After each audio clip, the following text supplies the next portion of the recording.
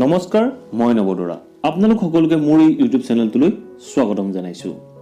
বিশাল আকাৰৰ পৃথিৱীৰ দ্ৰুতবেগী কেতিয়াও ডুব নোযোৱা জাহাজ ৰূপে খ্যাত টাইটানিক জাহাজখন আটলাণ্টিক মহাসাগৰৰ বুকুত জাহ গৈছিল 14 এপ্ৰিল 1912 চনত। টাইটানিক জাহাজখনৰ বিশালতাৰ অনুমান এনেধৰণে লগাব পাৰি, যাৰ আকাৰ 3খন ফুটবল গ্ৰাউণ্ডতকৈও ডাঙৰ আছিল আৰু যাৰ উচ্চতা আছিল সেই সময়ৰ অট্টালিকাবোৰতকৈও ওখ।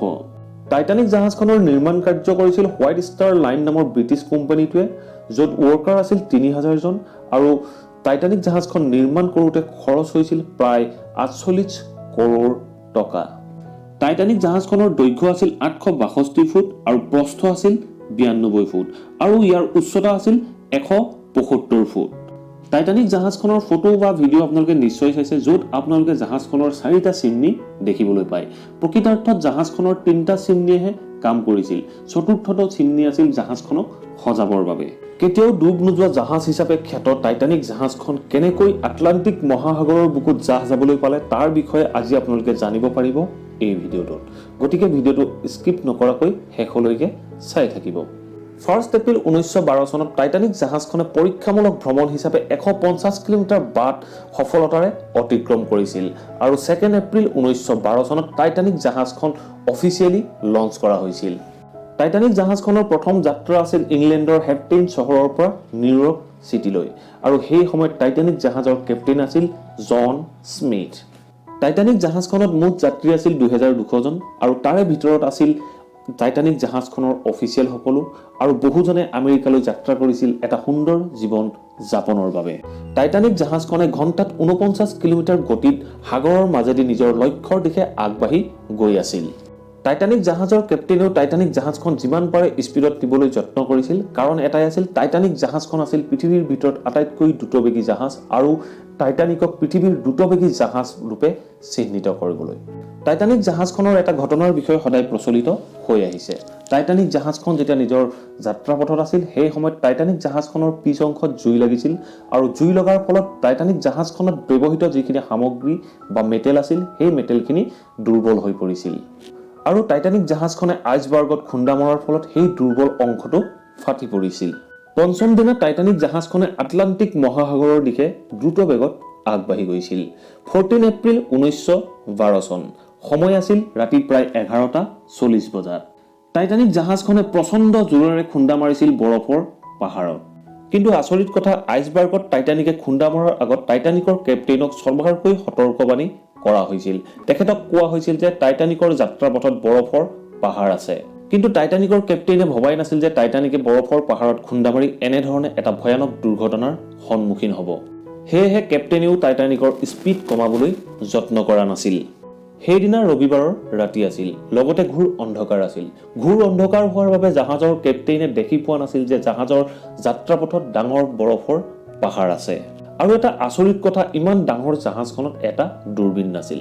দূৰবীণ আছিল যদিও সেই দূৰবীণটো জাহাজৰ লকাৰ ৰুমত বন্ধ থাকিল। জাহাজখনৰ যাত্ৰাৰ সময়ত কেপ্টেইন চেঞ্জ হোৱাৰ বাবে পুৰণা কেপ্টেইনৰ হাততে লকাৰৰ চাবি থাকি গৈছিল। ৰাতিপুৱাই 11:40 বজাত জাহাজৰ 4th অফিচাৰলৈ ফোন আহিল আৰু তেখেতক ক'লে যে জাহাজৰ সন্মুখত এটা প্ৰকাণ্ড বৰফৰ পাহাৰ আছে। জাহাজৰ 4th অফিচাৰে লগে লগে আহি কেপ্টেইনক ক'লে আৰু জাহাজখন বচাবলৈ তেখেতসকলৰ হাতত আছিল মাত্ৰ 35 ছেকেণ্ড সময়হে। কেপ্টেইনে জাহাজখন কণ্ট্ৰোল কৰিবলৈ যত্ন কৰিছিল যদিও তেতিয়ালৈ বহু পলম হৈ গ'ল। দ্ৰুত বেগত থকা জাহাজখন 35 ছেকেণ্ডৰ ভিতৰত কণ্ট্ৰোল কৰাটো সম্ভৱ নহ'ল। অৱশেষত টাইটানিক জাহাজখনে প্ৰচণ্ড জোৰেৰে বৰফৰ পাহাৰত খুন্দা মাৰে। টাইটানিক জাহাজখনৰ যি অংশ জুই লাগি দুৰ্বল হৈ আছিল, সেই অংশটোত খুন্দা লগাৰ ফলত সেই অংশটোত ফাট মেলে। ফাট মেলি জাহাজৰ ভিতৰলৈ পানী সোমাবলৈ আৰম্ভ কৰে। টাইটানিক জাহাজখন লাহে লাহে পানীৰে পৰিপূৰ্ণ হ'বলৈ ধৰিলে। লগে লগে কেপ্টেইন আৰু জাহাজৰ অফিচিয়েলসকলে টাইটানিক জাহাজখনৰ যাত্ৰীসকলক বচাবলৈ যত্ন কৰিলে। যাত্ৰীসকলক লাইফ বুটত বহাই তেখেতসকলৰ জীৱন বচাবলৈ যত্ন কৰিলে। এইখিনিতে আৰু এটা আচৰিত কথা, ইমান ডাঙৰ জাহাজখনত লাইফ বুট আছিলে মাত্ৰ 20খনহে আৰু জাহাজৰ অফিচিয়েলসকলৰ অজ্ঞতাৰ বাবে এখন জাহাজত মাত্ৰ 20 জনকৈ যাত্ৰীকহে বচোৱা হ'ল। কিন্তু এখন লাইফ বুটৰ কেপাচিটি আছিল 60ৰো অধিক আৰু তাৰে কিছু সংখ্যক যাত্ৰীক লাইফ জেকেট পিন্ধোৱা হৈছিল লাইফ জেকেট পিন্ধাই তেখেতসকলক বচাবলৈ যত্ন কৰা হৈছিল যদিও আটলান্টিক মহাসাগৰৰ অতি ঠাণ্ডা পানী সহ্য কৰিব নোৱাৰি তেখেতসকলৰ অতিমাত্ৰা ঠাণ্ডাতে মৃত্যু হৈছিল। লাহে লাহে টাইটানিক জাহাজখন পানীৰে পৰিপূৰ্ণ হৈ পৰাৰ ফলত টাইটানিক জাহাজখনৰ আগৰ অংশটো পানীৰ মাজলৈ সোমাই গৈছিল, ফলত পিছৰ অংশটো ওপৰলৈ উঠি গৈছিল। পিছৰ অংশটো ওপৰলৈ উঠি যোৱাৰ ফলত টাইটানিক জাহাজখন মাজতে দুভাগত বিভক্ত হৈ পৰিছিল। প্ৰায় 3 ঘণ্টাৰ ভিতৰত টাইটানিক জাহাজখন সম্পূৰ্ণৰূপে আটলান্টিক মহাসাগৰৰ বুকুত জাহ গৈছিল। লাইফ বুটৰ সহায়ত মাত্ৰ 709 জন যাত্ৰীকে উদ্ধাৰ কৰিব পৰা হ'ল আৰু 306 জনৰ মৃতদেহ উদ্ধাৰ হৈছিল।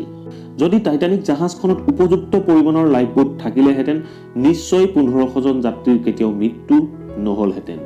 আৰু যদি জাহাজখনত এটা দূৰবীণ থাকিলেহেঁতেন জাহাজখনে কেতিয়াও এটা প্ৰকাণ্ড আইচবাৰ্গত খুন্দা নামাৰে আৰু 1500 জন যাত্ৰীৰ মৃত্যু নহয়। এনে সৰু সৰু ভুল লৈ টাইটানিক জাহাজখন এটা ভয়ংকৰ দুৰ্ঘটনাৰ সন্মুখীন হৈছিল।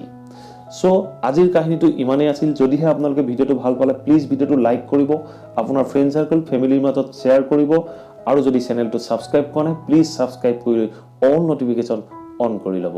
থেংক ইউ ফৰ ৱাচিং দিছ ভিডিঅ'।